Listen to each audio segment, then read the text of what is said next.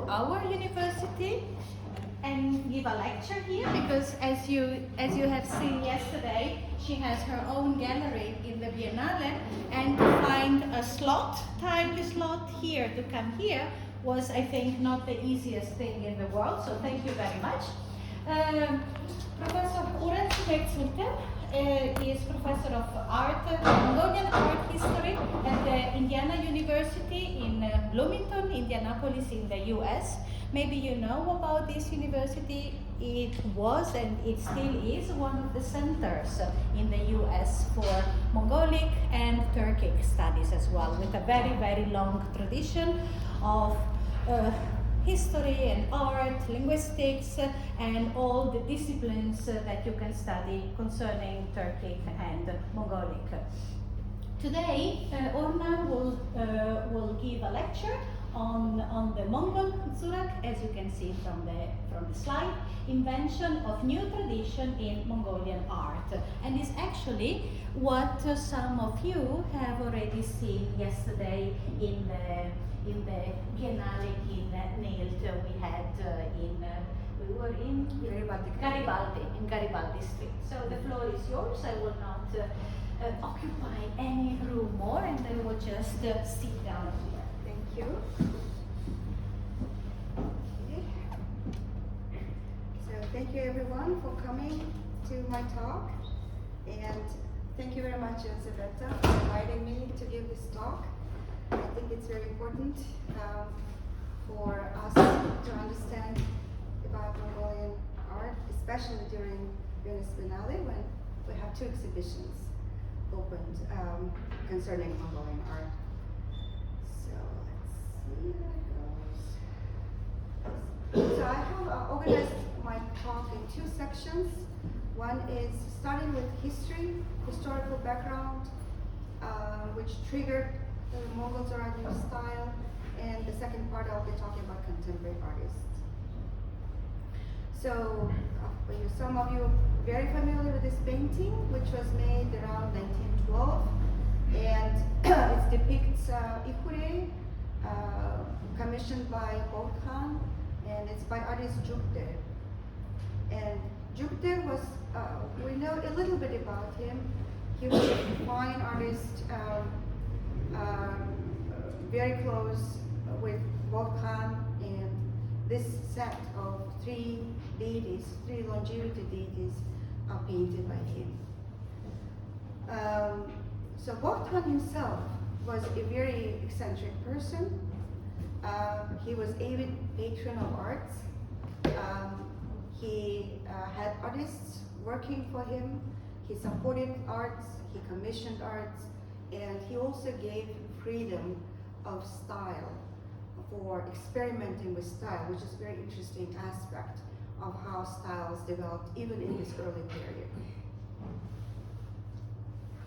So this terminal period, as you know, he ruled at the time when dynastic history in China ended, but even before Qing dynasty collapsed, Mongolia proclaimed theocratic government, independence. But during this terminal period, artists started experimenting with very interesting new styles, such as this one. And you know very much this painting, One Day in Mongolia, or the original title is Daily Events. But this was really commissioned by Khan. And there were 4 paintings originally made, which were publicly displayed. And they were made for the artists to go, as their Damdisa recalls, to go to different parts of countryside and depict whatever they see. So there was a freedom of observation and sketching. Other work that was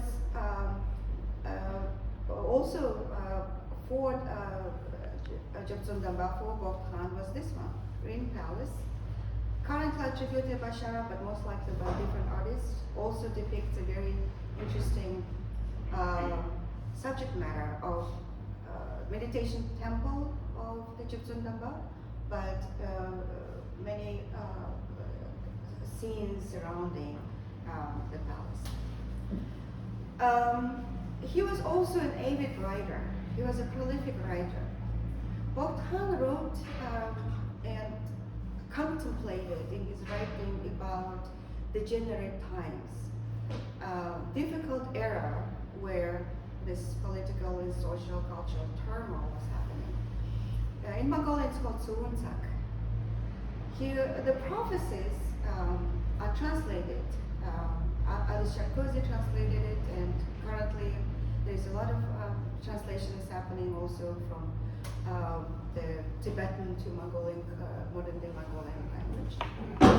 So this prophecy started really talking about these degenerate times of destruction, from the time of the 5th Jetsundawa. And this is the 8th Jetsundawa, so imagine that over 30, 40 years, there were many texts written about the destruction is coming. Men in leather jackets will come and destroy. There will be tobacco smoke covering all land.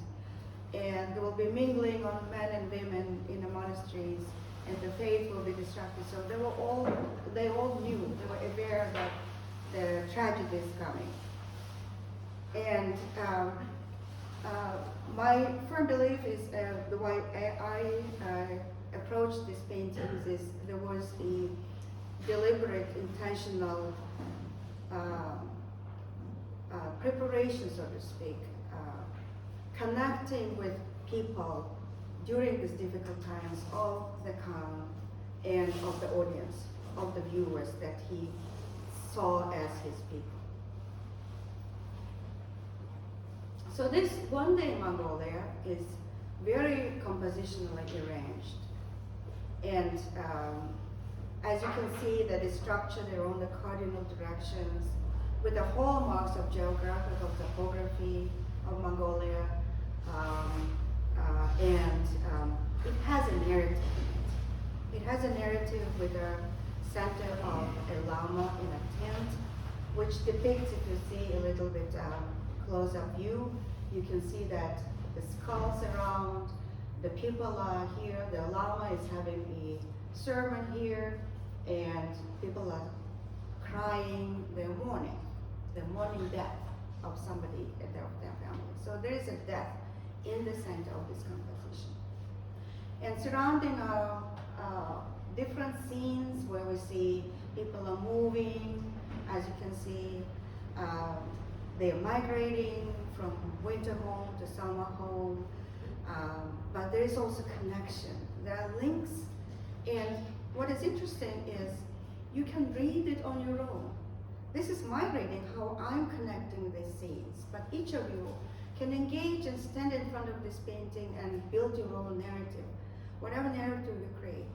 My narrative is I can see the cause and effect, there is a production, felt making, there's a family, and I suggest that the artists were monks, and we know that the artists were monks, and so they arranged this very secular, mundane, engaging depiction of what is usually known as wheel of life in Buddhist cosmology, or Bhava Chakra.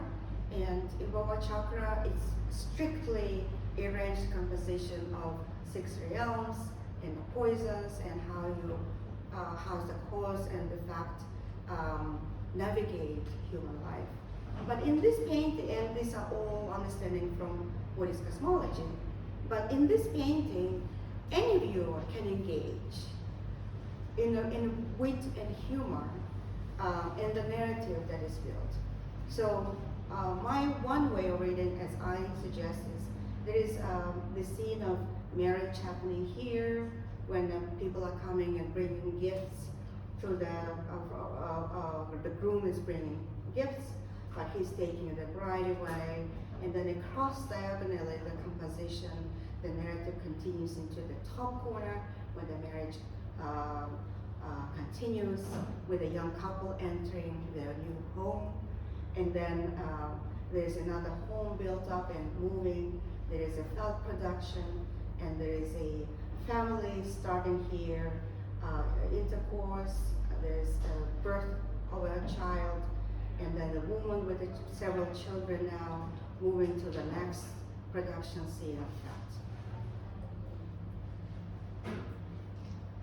So this type of experiment with new styles and creating narrative was very, very extraordinary and very new in this time period, and deviating, completely distancing from the tradition of Tibetan Tanka painting, where the roots of this tradition lie, because in Tibetan tradition we don't see this, how the political turmoil triggers new style. We don't see that. So it happens really in Mongolia, but specifically with this man, Bogdan, and his artists. To the extent that now we have this painting, which attributed to Sharaf, and he was one of the few monks who was not killed, and he was civilian, and he disrobed, and he became a printmaker. He became a design maker for print, for books in the first printing house in Ulaanbaatar. And he proved to the new government that he was a supporter of Lenin and socialism. But as you know, socialism brought destruction to Mongolia.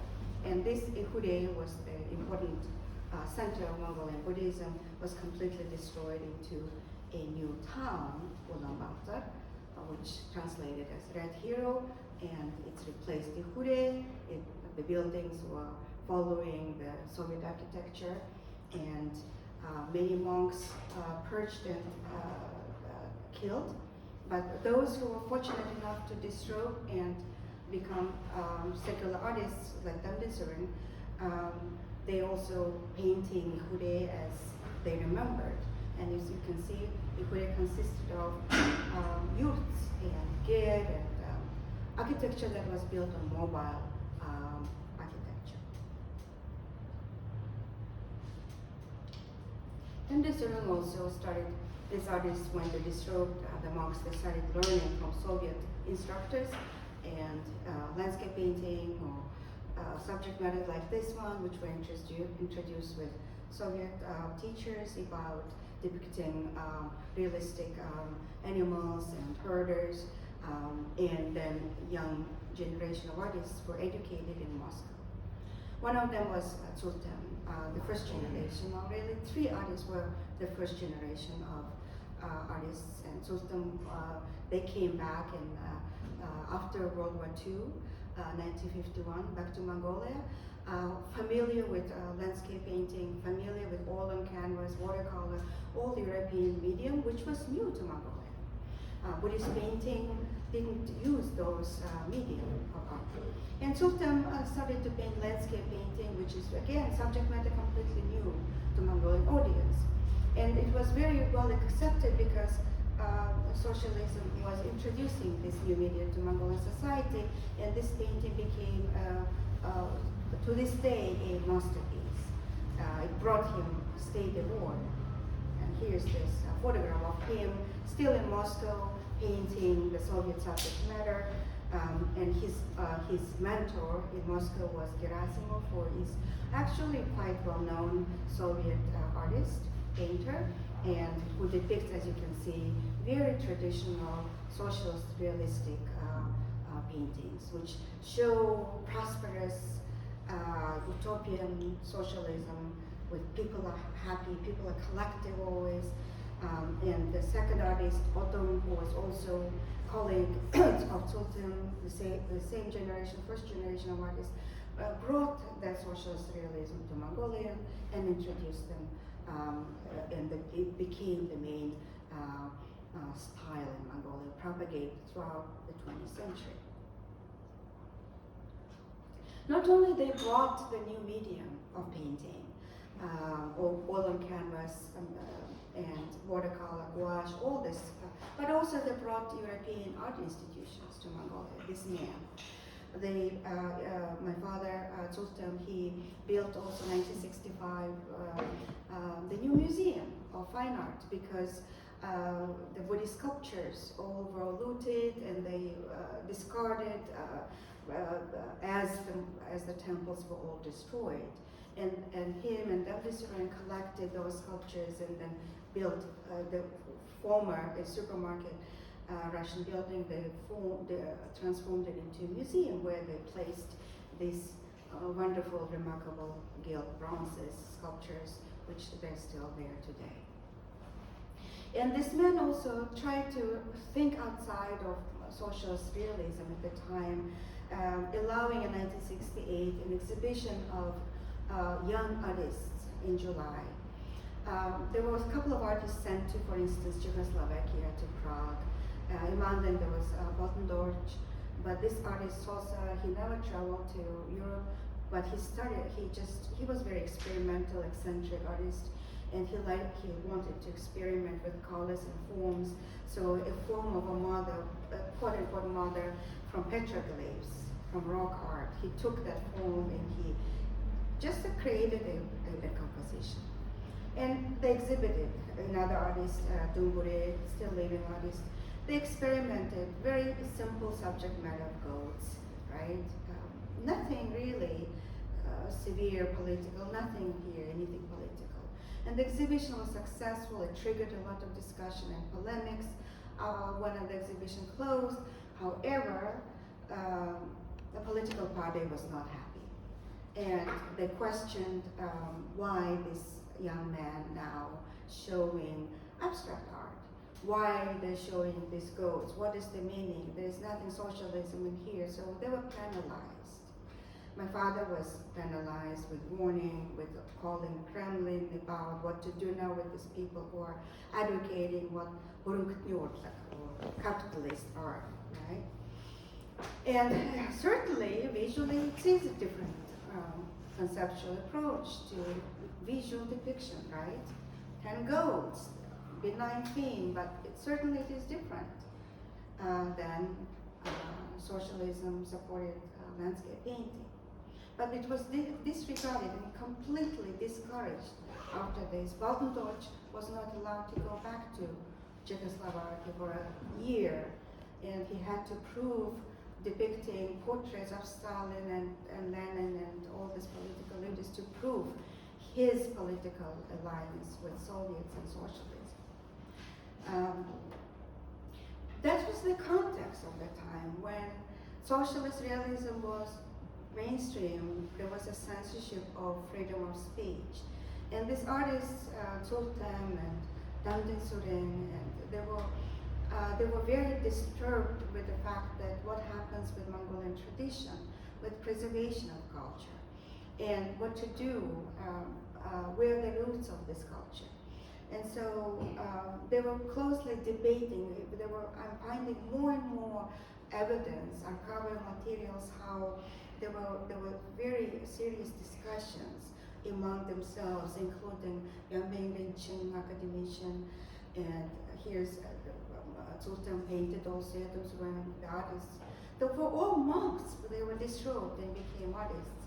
And here's Disron's portrait, and the result of those discussions and debates were these paintings where they tried to visually distance themselves from socialist realism and depict a visual idiom that would be close to Mongolian tradition, close to Mongolian past than the present time of socialist realism. And this painting, which is today a masterpiece, is based on the character of White Old Man, as some of you probably familiar. He is a witty humorous character, participant of mountain spirits and participant of Tsang ritual dance. So he became inspiration of Mongol, the epic teller.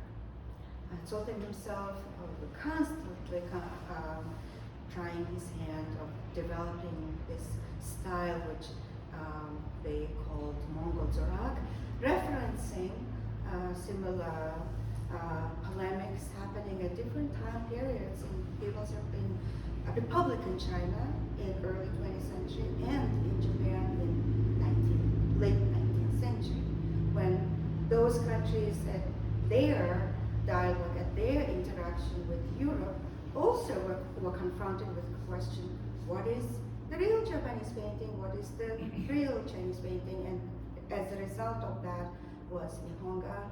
The result of those polemics was Owa, and Tsultem referenced those instances. Here, in this case also, calling the style Mongol ZURAG. And the development of this was learning from the past, knowing the history, and borrowing the motifs, as you can see, flames from the Buddhist paintings, the horse comes completely from Tanka painting, but the subject matter aligns with, follows the Soviet dictated motif.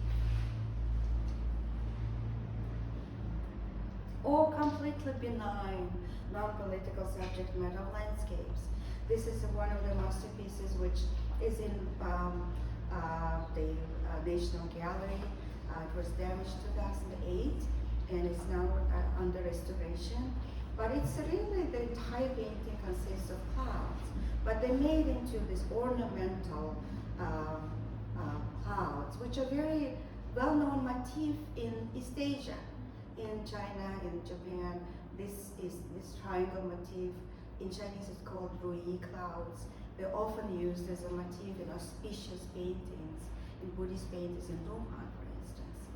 So their references and the connections between artists in Mongolia and in East Asia and borrowing. But look at, in the bottom, we see the prosperous socialist state with factories, development, Ulaanbaatar, right?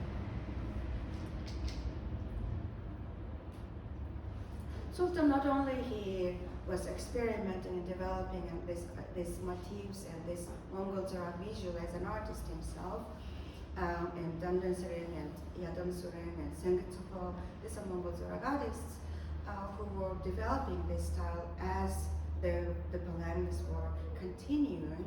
The discussions were going on throughout the 20th century. He also became a writer. He became art historian, the first art historian of Mongolia.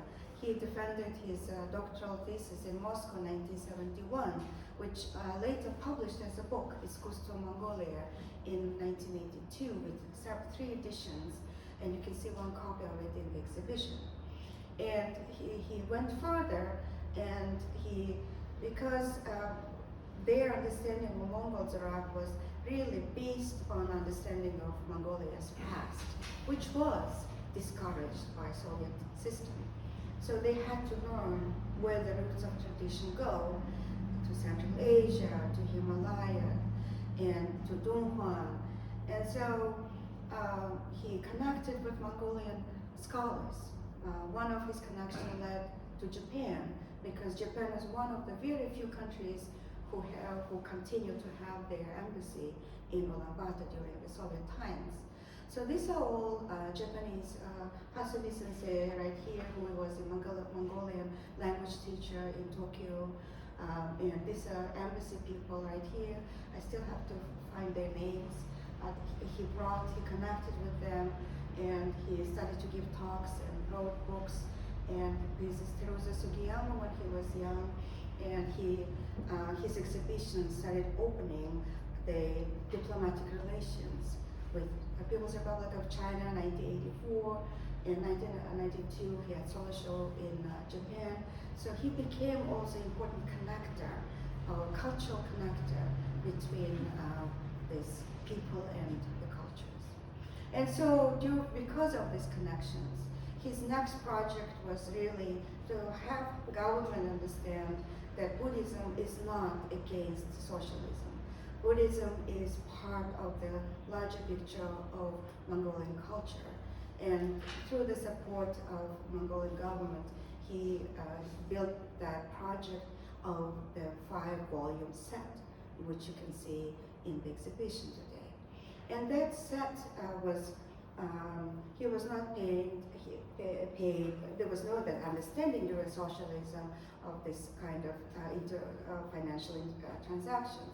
So he was the facilitator. He wrote the text, he brought the photographer Teruza Sugiyama from Tokyo. He found a publisher, Shinjibutsu Oraisha in Tokyo, and all things were made in Tokyo publishing, but the Mongolian government sponsored those projects, and they were sold through Mongolian book agency. So he never had his own copies, but he was the author of the texts, and intentionally those texts were in 4 European languages, in Russian, English, French, and Spanish, because he wanted to promote Mongolian history of art. So that's the Mongol ZURAG, the context how the new style was developed. But British historian Eric Hobsbawm has written a book about how these cases of what he calls invention of tradition happens, and this is a pure case, a very remarkable example how a tradition was formed, intentionally developed through discussions, through visual experimentations, through collective work, and Tsultem became ritualizing, using these terms from Hobsbawm, formulation, conceptualizing this new tradition through his books. According to his writing, Mongol ZURAG had a very long history going back to petroglyphs, to rock art, and through imperial confederations prior to the rise of the Mongols in 12th century, and going through the imperial period and the Buddhist culture, as you can see from his publications.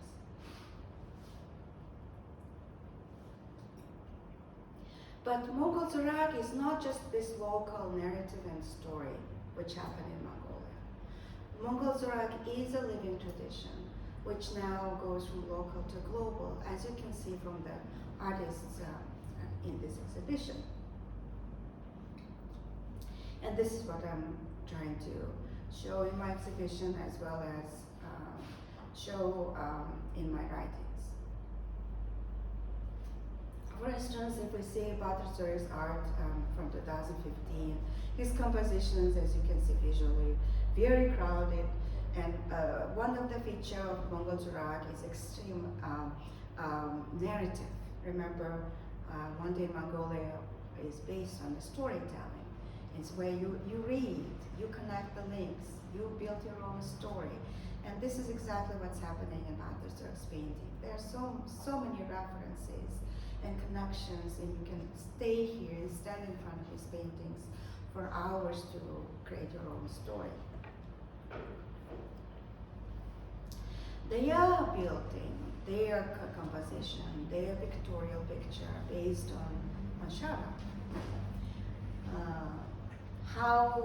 Where you start the reading, from clockwise or diagonally, or how you're connecting these scenes, which are seemingly vignettes, episodes, but they're connected. So you can connect those stories in the paintings of contemporary art. And this started with very simple compositions like this one, where you have the references or semiotic indices, if you use the semiotic language, indices of different cultures with a central figure. But he soon moved to very serious questions asked in his paintings about Mongolian identity, because not only in the past, because of socialist regime, there were questions of Mongolian identity, national, collective identity were raised, but even today, even more so during the time of globalization, as Zurag asks in his paintings, is about Western commercial culture, economic reforms that are privatizing land, so they're disrupting the pastures, the rangelands, and the influence of Western contemporary art. So the question of identity is resurfaced once again, triggered by different context. One of his paintings in 2013, where he painted his own portrait right in the middle, and then right here it's Zurag. And in his interviews, he also asked this question: where is Mongolia? Who is Mongolian today? Because there is this mix of everything, East Asia and United States and Euro-America, all this indices the mingling together, and it seems as if it's freedom, but at the same time we're floating in this ocean of old references, and he is concerned about that. One is concerned is this very strong influence of Western popular culture. For him, the signpost of this is Mickey Mouse. This jolly, entertaining figure of Hollywood, for him, appears as even grotesque, even threatening, even exaggerated. It's not an entertaining figure anymore. It's a kind of strange and threatening figure. It is a question mark. It's United States, it's our third neighbor, Mongolia's third neighbor, but what is doing with Mongolia, Mongolian culture specifically? Mickey Mouse is not the first time appearing in the art of Asian artists. In 2004, a very well-known Tibetan British artist called Kagyatso used Mickey Mouse in his art, again referencing the Western commercial culture and pop art specifically, and the influence of it all over the world. So, so it's not the first time that Mickey Mouse becomes very prevalent in Asian art. Continuing with government democratic reforms that opened new laws for privatization of land and licensing of the land for Western and Chinese mining companies to come and invest into mining, brings in new concerns now, which artists show, and you can see in the exhibition as well. One of this was a project in London that was organized by anthropologist group. Rebecca Empson was involved, and there was an exhibition, and this painting was made for that project, where ZURAG shows how the mining now turned the mountains into these lodgings. They all have windows now, occupied by monsters, and the politicians are not people anymore. They're not humans. They're monsters, hybrid creatures of some sort.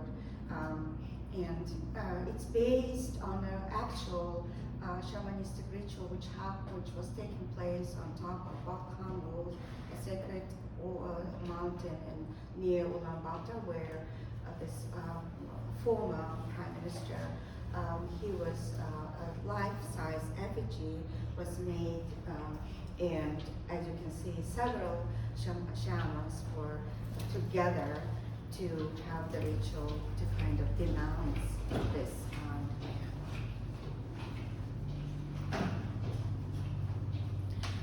And so I can see from this, it's not only Buddhist motifs that these artists are referencing, but also they were just like in the time of Tsultem, where there was search for historical past. The knowledge of past was the base of this Mongol ZURAG. They're going back to understanding of past, looking into the animal style of prehistoric art and connecting it with the present. Basanjev is another artist who was the first one in Mongolian contemporary art, who very visually and very explicitly started to include men in black suits as a part of Buddhist compositions. This is enlightenment. Again, one can say it follows the composition of Bhava Chakra or Wheel of Life, but if you see closer, it actually includes mundane figures of politicians represented by these men in suits.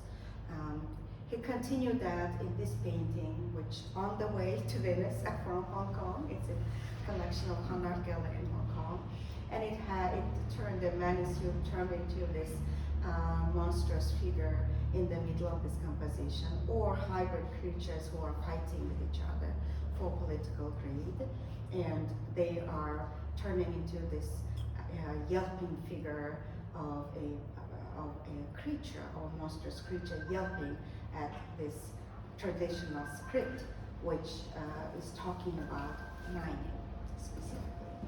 And the mining is really happening, as you can see from these photographs, which I took from internet. And as you can see, they're damaging the environment, and many of these mining companies, they're not repairing. Many are repairing, but many are not. And so this traditional script in this is these visuals, the spirits of mountains and rivers made themselves visible. And they're coming out and then yelling, please leave to us, those who belong to mountains and rivers, our virgin land and our flowing rivers. And this traditional script, which was banned during the socialist time, now becoming sort of, we're hoping that it will come back to Mongolian culture. Basanjev also painted he painted a series of these important paintings where his visual decry, denouncing of political greed is very visual. It's one can see it and read it without much difficulty. This central figure is riding across this dead skeletons of 76 parliament members, now made as skeletons. And the dry and dying roots of the tree is speaking of itself. The environment is dying. And the two heads and two colors of the two dominating parties, the Reformed Communist and Democratic Party, and they don't know where they will go. They're borrowing motifs, elements from Buddhist art, but they're creating new meanings for them, and the attributes are having also new inventions here. And this motif, this deity that Basanjev uses is based on Baltanhamo, a Panasian Mahayana deity who is a wisdom protector of Tibetan and Himalayan Buddhism. But the color of green horse, as many of you are probably familiar, it's a Maitreya's horse, right? Maitreya rides green horse. So it is for Basanjev, it's a sacralizing by Maitreya's horse, sacralizing the space and hoping that the Baltanhamo will arrive and bring, of course, this auspicious importance, auspicious salvation to this dying environment of degradation. Another, beside mining, it's another big environmental problem is pollution. And this painting by Orna Tsultem is depicting that. It puts a Vajrapani, which is a dark blue color divinity in Tibetan Buddhism. Now it's completely ash color, right? Completely, the entire painting is colored by ash. And this painting is now in Indianapolis Institute of Art. And as if you make your way to Ulaanbaatar during cold January, you will see this is what is happening, and you can hardly see the city during, because it's so much polluted. Not only Basanjev and Orna, but there are other artists now, MONGOL ZURAG, who are very visually and very explicitly denouncing these issues, connecting the MONGOL ZURAG or using the MONGOL ZURAG tradition for the critique of critical issues of today, especially the critical issues that are the result of neoliberalism and political corruption. And Noming is one of those artists in this well-known painting, which is now in collection of Queensland Art Gallery in Australia. She uses again Maitreya, the future Buddha, seated in the middle, but surrounded by this gray Ulaanbaatar cityscape. And on the background, she has the Tibetan sutras, or Tibetan books, as again contextualizing with auspiciousness of the space these artists are developing in the visual world. Which again referencing another prominent Tibetan artist, Tenzin Recto, who also uses, for different reasons, the Tibetan sutras as a background of his painting, Autonomy. In this painting, Tenzin doll, the Tibetan painting, Tibetan sutras, and the form of Tibetan divinity, which is superimposed by Chinese currency, is a very political painting. The political message of Tibet's loss of its independence is clearly depicted here. The political message of Noming's painting is not about the loss of country, but it's about the political corruption and neoliberalism. And as you can see, the Ulaanbaatar has one dominating color, which is the ash color of smoke. So the composition of style of Mongol ZURAG is based on the 20th century paintings. They are aiming at narrative, and they are asking the viewers to engage with them and spend time sort of reading them and creating the narratives and connecting with them. They are borrowing, continuing to borrow Buddhist motifs or motifs from the historical past to understand the meanings of what is Mongolia. And when they have the Buddhist borrowing, then they create the new meanings for those Buddhist motifs. In the exhibition, we have another woman artist, Urjimant. Her paintings now they're talking about global pandemic. They're talking about lockdown, and she has two sets of paintings. This one, for instance, as you can see, is one from her set of Aula series, and you can see how she uses the traditional painting tradition, which goes back to Tibetan tradition Tanka, called Naktan, which is used for dark-colored deities. Now she uses that as a background to talk about the pain that globally we experienced and just a few years ago. And here's one of the detail of the painting where we are so much dependent on the smartphones and we were so isolated and alone. And one of the motifs and visual elements in the series EQ, which stands for emotional quotient, is key, traditional style of lock and the key, and we were all locked, and the humans were all forced into this lockdown. We were like herded by the loudspeakers, and like sheep, we were herded into lockdown, and we were just like in this little detail, you can see the zip is completely zipped, and we were completely closed, and we had nothing left but entertaining ourselves in our smartphones to connect with the world. And now smartphones became our exploration of the world. We were locked down and were isolated, but we were exploring the world. The world was still there. Oops.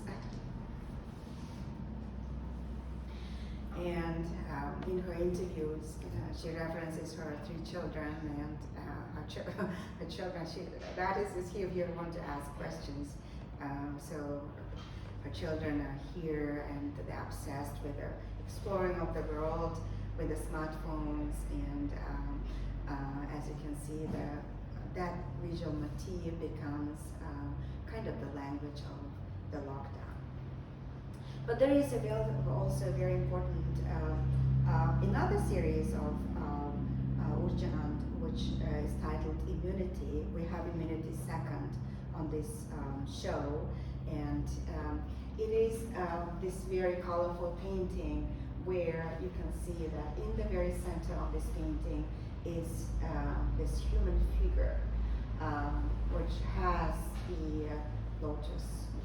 And this human figure, the idea behind it is every human has light and flower inside. And she hopes that this light is always radiates, and she hopes this flower is always there. And inside of the flower is a book and a door and a lock and jewels, which are depicted in Buddhist paintings. And it is up to the person to open the door with a key inside of you, or lock yourself with a key, the door inside of you. But this flower and the light are radiating. It's my reading, radiating. The important part of Mongol ZURAG is this visual language of, which is intentionally aimed to be very different from fine art painting. And the line drawing and the patterns, the ornaments that are used, all hand painted. There are no molds that are used, but each of these little minute details are hand painted. So you can imagine that tedious work that goes into making these paintings. But one aspect this also these artists are bringing in these paintings is that kind of how the Buddhist motifs are used, sacralizing the space, calling the Buddha Maitreya for future, salvation, liberation. And one aspect of Badr Zurich that I would like to finish my talk with is this central figure of Rigdendauk or Geser, and different names of this hero. One of these paintings showing that hero when he believes that, as his paintings suggest, that there will be this hero coming and saving. But he goes back this to connection with Buddhist utopian legend of Shambhala land.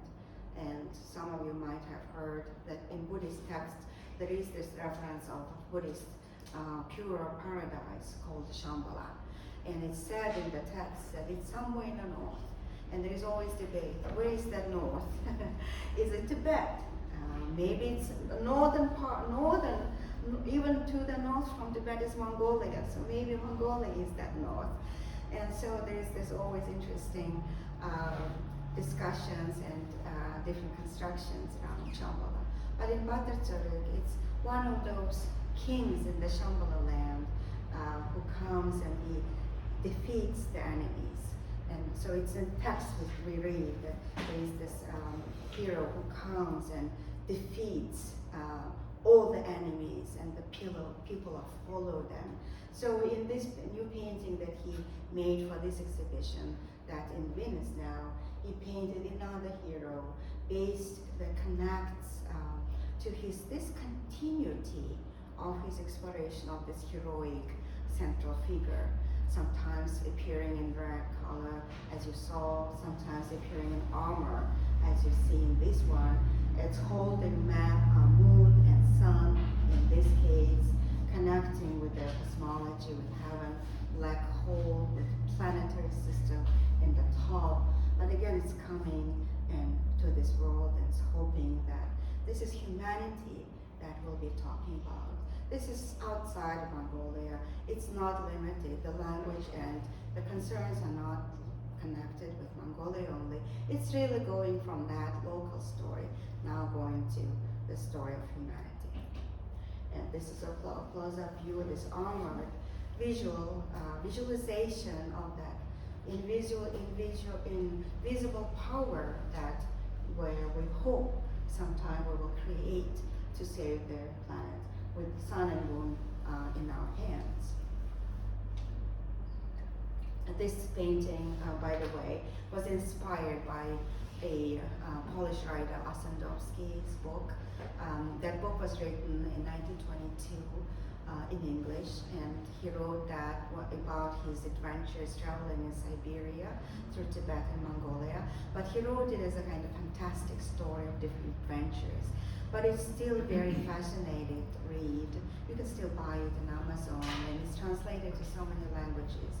And he was connected to Baron Unger von Sternberg, and it was recently translated to Mongolian language. And this is when Badr Zurich read it in 2020. It was translated, and he was he was kind of inspired by that.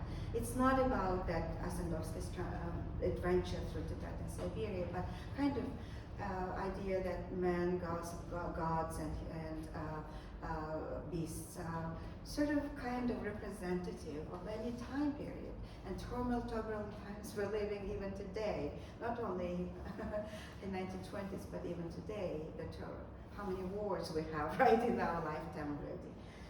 And another hero appears in this one, the Land of Mystery, where the green hues again, right? And green hues are referencing again the hues of Maitreya we saw before. So just wrap up.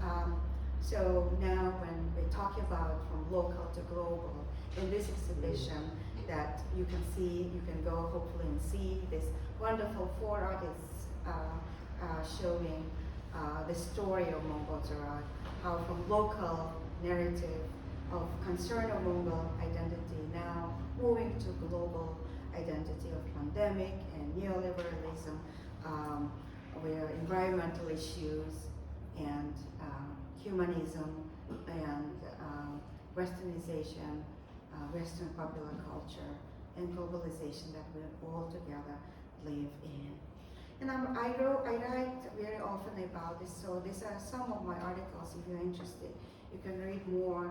I wrote an article about Basenjo and Badenzurik, and working on my contemporary art book right now, and Mongol Turk is another my research project, or send me your questions if you're interested. So again, once again, thank you very much for your invitation and coming today.